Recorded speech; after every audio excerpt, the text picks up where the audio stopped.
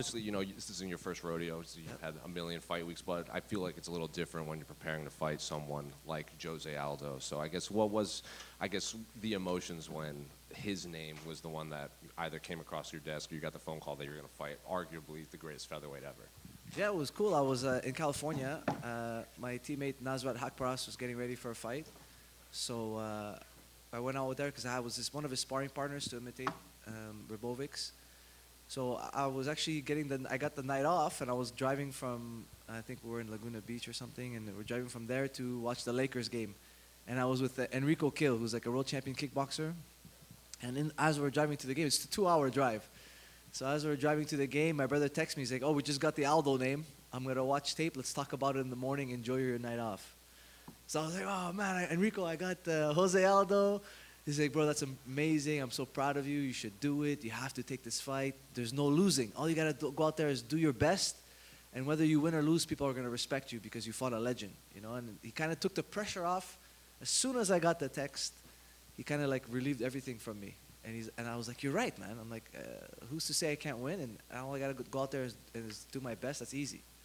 So I'm very excited about this fight. Was he a name that you ever thought was a possibility as a possible opponent? Because I think obviously after his last fight, people wanted him to see like the Cejudo fight or the Dom Cruz. I don't think your name was on the short list of possible opponents for him. Yeah, it wasn't at the top of mind, because I thought they would put him with other big names too, for sure. And my name is starting to get momentum, but not near as big as his. He's 8-time world champion. He's defended the belt so many times.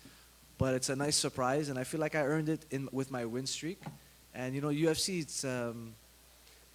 it's very merit-based in a lot of ways, And since he came back, he hasn't won all his fights, and so he slid a little bit. And I'm number 13, or I was 13 when they announced the fight, and he was at 10 or 11. So we're close to each other. So it kind of makes sense. And it is what it is. I know some people don't like the fight. My friends love the fight. My family loves the fight. So, to me, that's what matters most. Well, I was going to ask that. I guess, what have you made of the fan reaction to this fight announcement? Yeah, it's been good. Positive from my side. Not so positive from other people's side. But it's interesting, Canadians are so nice. Montrealers are so nice.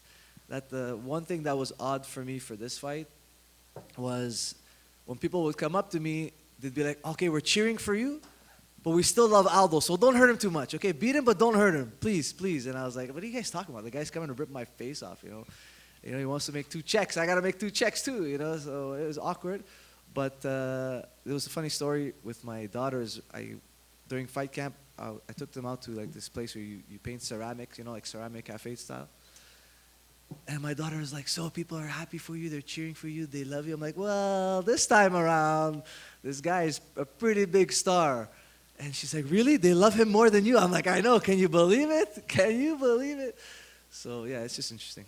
As a fighter, how much do you appreciate the fact that like Aldo could, like if anyone can ask for big names, it's probably him. Like he wants to fight. Like he fought Mario Bautista, he fought Jonathan Martinez. He's taking this fight against like risky fights, maybe not the biggest name. So just as a fighter, like how much do you appreciate that approach to the game? Well, Aldo has a lot of experience, and even me, like I reached the point now where I realized it doesn't really matter who the opponent is. In the end, the opponents are just a mirror. They're exposing you for your faults, and that's all you can use them for. I'm sure he just wants to go out there and impress for his last few fights. Me and him are close to the same age, but he has 42 fights. I only have 14. So he might be calling it quits soon in that sense. I'm talking about a number of fights. He's a great fighter and everything. So, I think he just wants to go out there and perform. I don't think he really cares about who he's fighting. What did you make of his last fight? Did you think he had won that fight against Mario? It is up for debate. It's a tough one to call. I mean, it came down to the second round. I thought, he did have the control time, but Aldo did more of the damage. So, for me, I like to favor damage. So, I would have leaned towards Aldo, because I think whoever is closer to finishing the fight should get the nod. That's just my opinion. And just last one for me. I think Aldo is undefeated in Canada when he fights up here. So I guess how do you see the fight playing out when you do get to step in there against him? Well, I love breaking records, so let's take that one from him. Let's give him his first L. Thank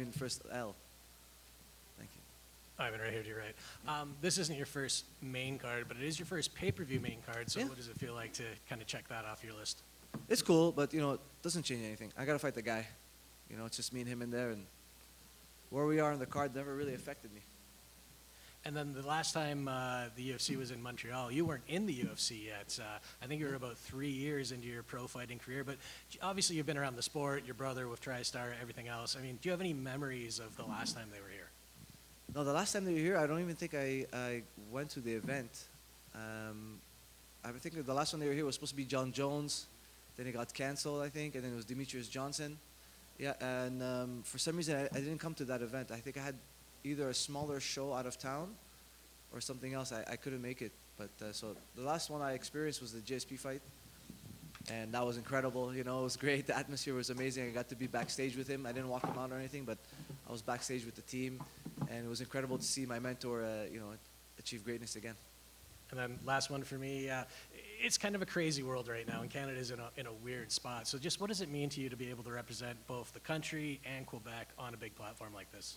Oh, it's going to be huge for me. You know, I'm proud Montrealer. I'm proud to represent Quebec and Canada. You know, it's a great country. You know, some awkward things happening on the world stage, but it's nice to do my part, and I would love to represent them properly Saturday with a great performance. I think the last time they were here was supposed to be Dillashaw and Barao, right? Oh, I don't know. I think someone got hurt. And they bumped it, and it ended up being DJ. Oh, so it was, okay, so it was Dillashaw. It was Okay. DJ and Horiguchi ended up being the main event. Okay, my bad. Yeah. Aiemann right here. Hey, what's up, buddy? What's going on, bro? I feel like you gave a very Canadian answer at the beginning. You said, you know, it'd be great to win, but also there's part of me that wants to go out and do my best against Jose Aldo. But I got to ask, what do you think of the state of Canadian MMA right now? Because I feel like we had a little bit of a lull on the Toronto card. We kind of picked it up on the Edmonton card. Contender Series didn't go our way, but we got a good chance to kind of pick it up this weekend, right? Yeah, we'll definitely have a good chance to pick it up. A lot of good guys fighting, representing. You know, Jillian just won, and she's on a tear. Jazz is on a tear. Mike's coming back. You know, all these guys are doing well. Brad's got a good fight this weekend. But in general, for MMA in Canada, you know, the awkward thing is, like, we don't have an amateur scene. You can't put on a legal amateur MMA show in Montreal.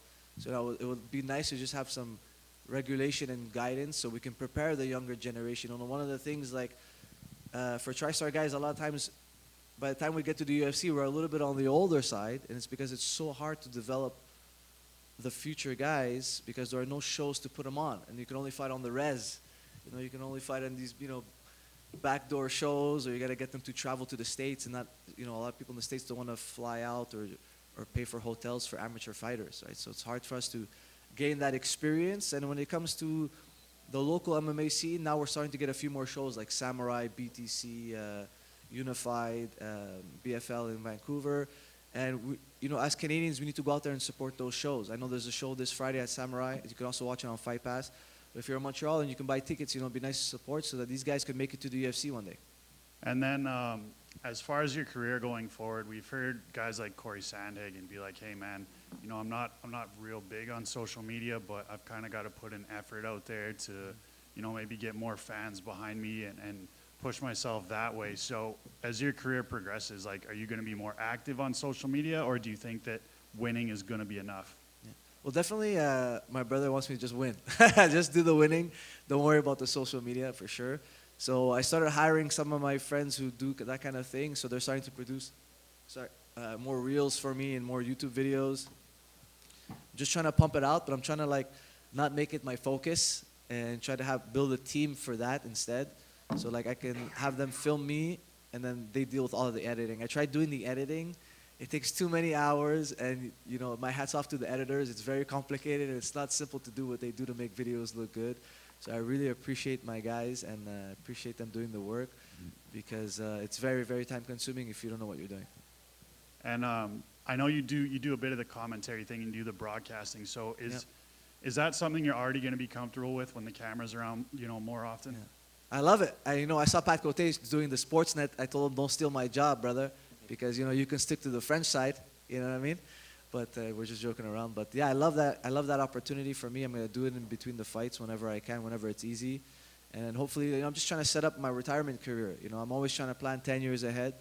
You know, I'm not someone who walks around with no plan. I like to think about the future, my wife, my kids' future. You know, it's very important for me.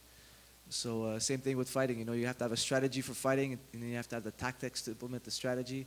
And life's the same thing. You know, I'm running two things in parallel. You know, my life and my fight life. Thank you. Right, yeah. Hey, man, just Hey. got a one in French, if it's okay for Ouais, you. bien sûr. En plus d'une victoire contre une légende, est-ce qu'une victoire justement contre Jose Aldo, ça t'offre un statut de contender pour la catégorie? Est-ce que c'est quelque chose d'important pour toi, au-delà du fait justement que ce soit une grosse personnalité? Sportivement, il est classé numéro 11 et ça pourrait justement te faire rentrer dans un top 10 et, avec un statut de contender dans une catégorie qui évolue. I translate for the people. Does this win over Jose means more than just a big fight, like contender status for you? Oui, mais à chaque combat, tous les combats, c'est ma combat le plus important. À chaque fois. Même si je gagne ce combat-là, le prochain va être plus important que celle-là. Et si je perds, ça va être encore plus important parce que je viens juste de perdre.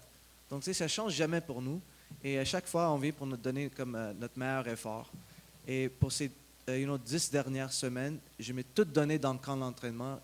Je m'ai presque tué pour ce combat-là. Parce que je vais avoir une très belle performance et je veux me combattre avec mon corps au complet samedi. Et avoir pas de doute que j'ai tout laissé dans l'octogone ce samedi soir.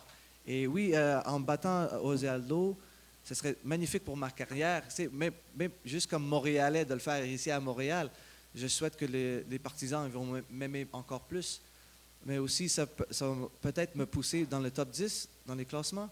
Et je souhaite, après ce combat-là, si je le gagne, il me donne quelqu'un entre numéro 1 et numéro 9 et qui ne me fait pas battre contre quelqu'un en arrière de moi en classement parce que j'aurais gagné 6 de suite. Donc, je veux continuer à avancer. Et si je gagne contre quelqu'un entre 1 et 9, tu ne sais jamais s'il t'appelle pour le titre. Si quelqu'un se blesse ou les autres gars sont déjà bookés, peut-être c'est moi qui se bat pour le titre bientôt. Merci beaucoup. Et last one for me. Do you feel that your fight is the people's main event? Oui, je souhaite que c'est le combat que tout le monde de Montréal va venir voir. Et je souhaite qu'ils me donnent le olé olé, comme ils ont donné à Georges et à Pat Côté, et tous les Canadiens, et, les stars. Donc, je souhaite qu'ils vont bien engager avec moi. Good luck and thank you. Et je te remercie. Aiemann right here. Yep. Aiemann, I heard you talking about this fight against Jose Aldo on Saturday night. You said it's a win-win fight for you. Yeah. You said even if you went out there and lost a split decision to Jose Aldo, it'd still be a win for you. It's unusual to hear a fighter talking like that. Normally you're laser focused on the win. Is it something that you like to do ahead of a fight, is kind of like look at all avenues that the fight could go down? You know, the thing about fighting is there are a lot of banana peels in there. And mistakes happen, awkward things happen.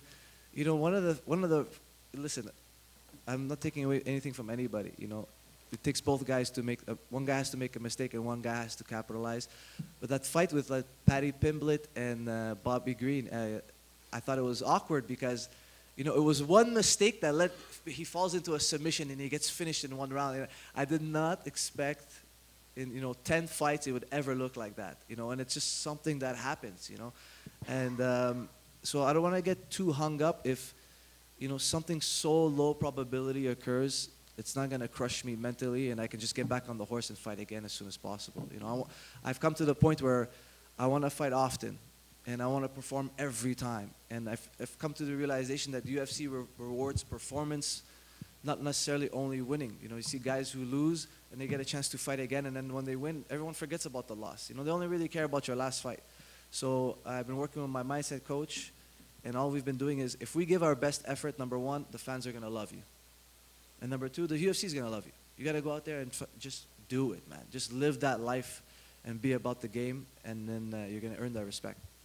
When you're looking at Aldo's style and how it's progressed throughout his career, obviously he led with a very kick-heavy game early days. Kind of taking that back a little bit now. What kind of Jose Aldo are you preparing for on Saturday night? Yeah, I don't know. It's a tough, good question, man, because I don't know what he's going to bring, right? And I was telling the guys yesterday when I was doing the media, this fight with Aldo, it's not much of a chess match because we don't have the same pieces, okay? We have different tools.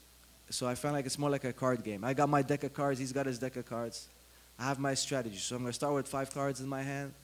And as the fight goes on, if a couple of those tactics don't work, I'll take 2 of them out, I'll put them down, reach in my deck, and take out a couple more tactics. He's got a lot of experience, he's got a lot of tools in his kit. So I have to be ready to adapt throughout the fight as the fight goes. When I watched him against Peter Yan in round 1, Yan was doing really well. And after round 1, his corner was yelling at him, begging him, please, throw the low kick. Throw the low kick. Obviously in Portuguese. I don't speak Portuguese, but they were telling him in Portuguese. And then he goes out there and starts smashing him with the low kick. And Yan had to switch stance. His leg was getting eaten up. So maybe he doesn't throw it in round 1, but then he throws it in round 2. Or maybe he throws it in round 1, he doesn't throw it in round 2. The fight's going to change over time, you know, and it's going to get better over time as we open up more and more. We're both guys with experience who understand how dangerous striking is. This fight's going to be on the feet. It's going to be dangerous, but it's going to be well played. Last one from me, Aiemann. Obviously, Georges St. Pierre has been by your side throughout your career. He'll be in your corner on Saturday night for the biggest night of your career so far.